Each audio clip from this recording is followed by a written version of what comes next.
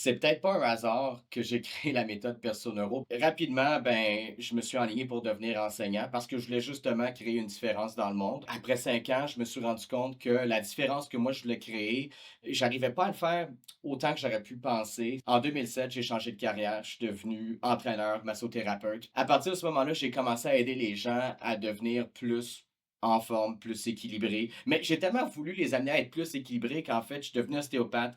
Puis c'est à partir du moment où j'ai découvert que le cerveau, c'était un organe d'une puissance, mais absolument phénoménale, que j'ai commencé à suggérer à mes clients des exercices d'équilibre, des exercices de coordination puis d'agilité. Puis au début, c'était vraiment juste pour les aider à être plus lousses dans leur corps pour qu'ils réussissent à se défaire de leur fameux nœud dont les massothérapeutes parlent autant.